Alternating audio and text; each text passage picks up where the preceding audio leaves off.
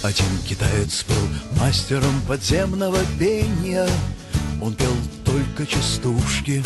Каждый четверг он ходил в чайный дом, где его поджидали две сестры-хохотушки. Он пел, когда его одевали, он пел, когда его хоронили. Когда закончился репертуар, он сказал: теперь мне не место в могиле. Жизнь ползет, как змея в траве, пока мы водим хоровод у фонтана. Сейчас ты в дамках, но что ты запляшешь, когда из-за гор начнет дуть трамонтана?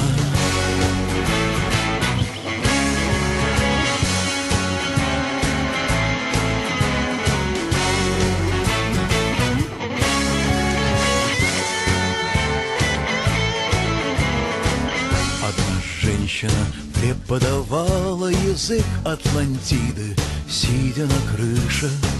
Соседи видели, как каждую ночь к ней слетаются йоги и летучие мыши.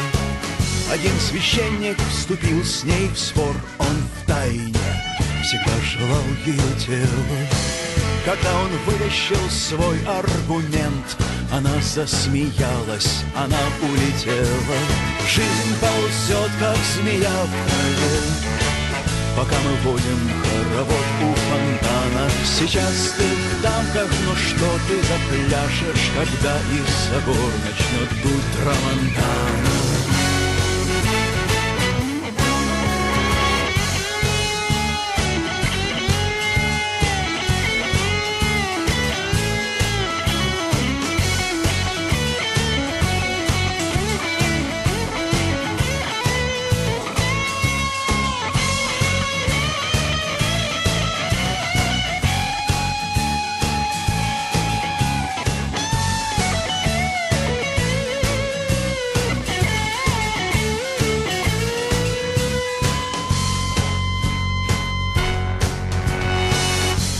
Матрос реставрировал старинную мебель и хлебнул с ней горя. Каждую ночь он спускался в гараж и рыл подземный ход, чтоб добраться до моря. 30 лет он закончил рыть, он вышел где-то в пустыне. Он пал на колени в соленые волны и приник к ним губами, как будто к святыне. Жизнь ползет, как змея в траве, пока мы водим хоровод у фонтана.